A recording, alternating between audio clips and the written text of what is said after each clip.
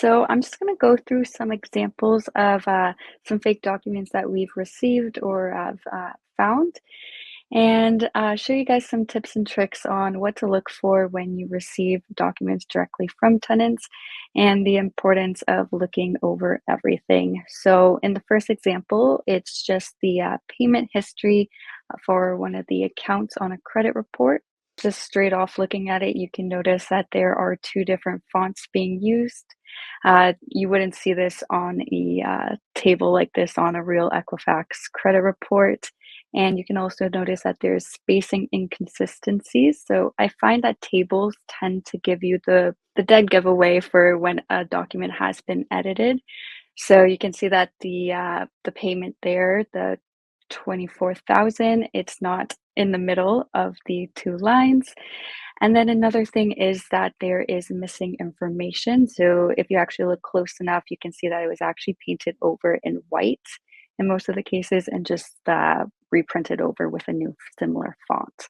So that's just something that whenever you see a table, really look into it.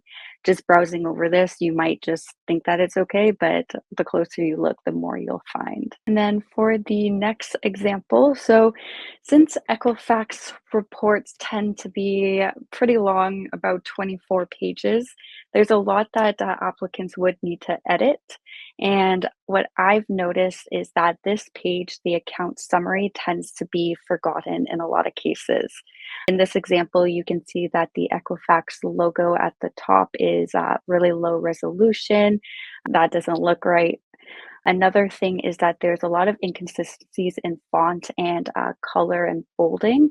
So if you're not used to looking at credit reports, you probably wouldn't notice. But what I've seen is that the numbers beside the account type should actually also be bolded as well. And in this example, it is not. And just going back to like forgetting to edit is that usually applicants will actually forget to edit the amount of a revolving. So let's say in this one, it shows revolving has one account and then installments has one. But when you scroll down, there's actually an open account included as well, or two revolvings. And we've seen that the other way as well, where there would be five revolving accounts, but when you scroll down, there's only one revolving showing. So that's just proof that the applicant actually deleted pages of their bad accounts, trying to hide that information.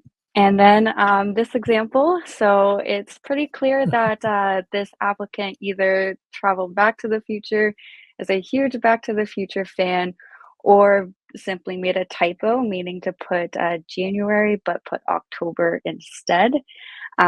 So there are a lot of dates present on Equifax reports. It's so important to keep an eye out for mistakes because a lot of times looking at them, I can easily tell like that doesn't add up. And in this case, it was just very obvious. It's way too in the future to be on a report right now. Equifax would not make this mistake. So that's just something to really keep an eye on. Yeah, and Logan, as you went through all these different examples, like how were you able to tell that where you started seeing these formatting issues? You had a really kind of good strategy that you're using. Yeah. So we had a customer actually run a credit report and came to us saying, "Hey, your report doesn't look anything like what the tenant gave us." And she actually ended up sending us the credit report that the tenant gave.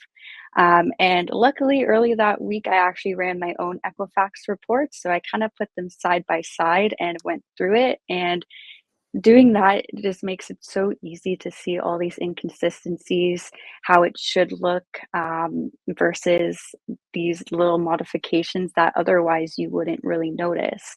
Yeah. So it's always really important, if possible, to have a legitimate copy beside when you're reviewing. Perfect. Yeah, and you'll notice this will be a running theme through our show, and perhaps we're giving away some of the thunder, but really your major defense against a lot of these forged and fraudulent documents is verifying this information from a credited source, from a trustworthy source. So whether that be through SingleKey as your credit checking provider, or if you use someone else, we hope you use us, or going directly, say, to a business to verify, say, perhaps some pay stub information. Well, it will be kind of the ongoing theme here. There's a few other checks that we'll share as well, but that's definitely an important takeaway.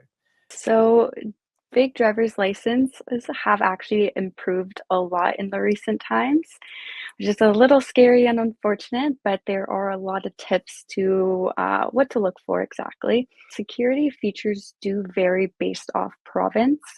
So, one key tip is if an applicant is in your province, what I like to do, I like to whip out my own driver's license and just compare right away, seeing a live version. But if it is an out of province applicant, quick tip is just Google, BC driver's license and just look for the security features there as well. So I'll just go through a few of the Ontario and then Alberta and BC. So for Ontario, one of the key security features is that the fine line blue crosses should actually be overlapping the ears, chin, and a bit of the forehead. And in this case, the fake driver's license does not have it. It's just a face printed over top of it.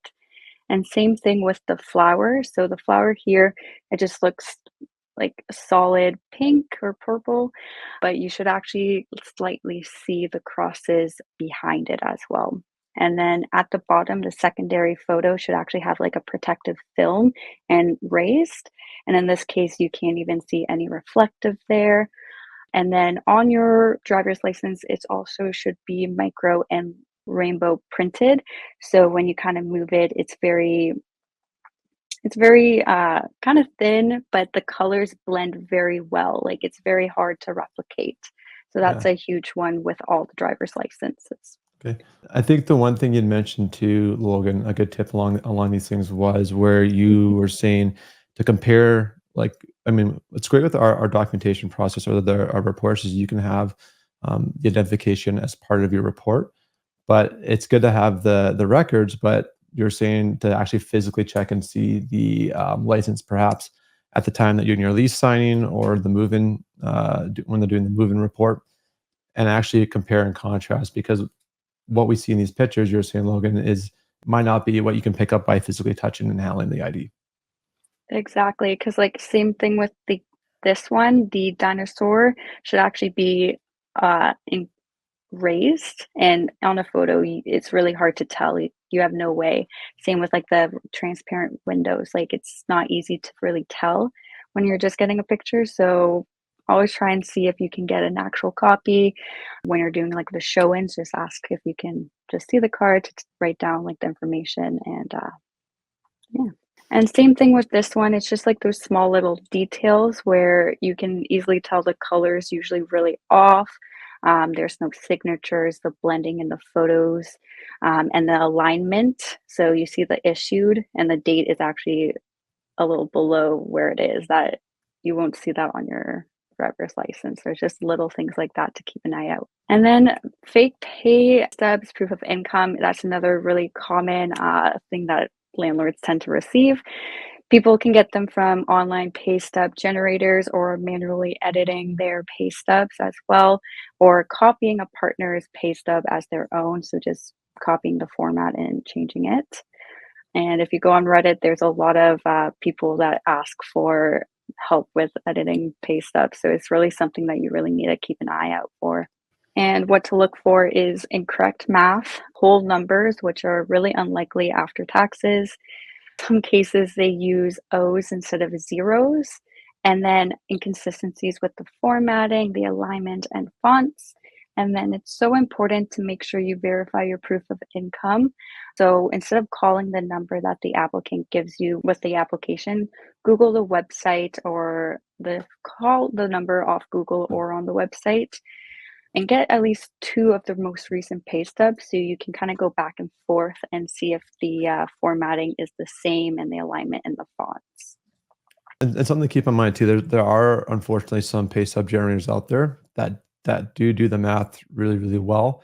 So again, like Logan said, if you're unsure, really this is why it's so important to do that reference check or employer check and call to verify some of the information. Exactly. And then this is like the pro tip of the year for us here. So it's checking the file properties. So with PDFs, you're able to inspect the document and go to the general info. And here you'll be able to see the author of the document. This should never be the applicant's name, should never be anyone else's name for that matter, if it's the original document, right? And the content creator application, this is the application that originally created the document. In this example, it's Canva, which is a graphic design application, which obviously shows that it was edited and changed. Um, and then the PDF producer is what the software used to convert the document to a PDF. So this is usually built into the application. So when you download a report from SingleKey, that's would be our PDF producer. And again, this example shows I love PDF. If you're getting an Equifax credit report, it downloads directly as a PDF. There's no need to use Canva or Hmm. I love PDF. And then more importantly, the creation and modification dates. The creation date for credit reports should be the date that you ordered the report. And then if there is a modification date, it should be at the exact same as the creation date or not be there at all. It should not be after, Yeah, those as are it should. great tips, Logan. I love that. And I think probably just to kind of highlight with the PDF producer and the content creator, if you're downloading directly from Equifax or SingleKey, you would want to expect a similar corporate name there. That instead of some of this like what Logan highlighted, these random PDF editing softwares or Canva and so on. So good information. And just wrapping back up to the PDFs, they're always preferred over screenshots as screenshots are easily modified. There's no metadata to even review. And then it's so easy to crop it to kind of paint a different picture and lose the contents. And PDFs are not as easily as modified and can also be encrypted. And most cases, when you download original document, like your pay stub or credit report, it does come in a PDF anyway, so there's no need to get a screenshot. Yeah, that's so true. For example, too, like when I download my bank statements from Bank of Montreal, I can't actually open up and edit the PDF. There's actually encryption that the banks put into it. So, I mean, at the end of the day, there's still some softwares out there that will allow people to edit PDFs, but well, there's a higher effort level that individual has to go through to jump through that hoop to do it. So if you try to make sure you get your documentation in PDF format, you have a little bit higher level of protection and hopefully a little bit lesser chance of coming across that fraudulent documentation.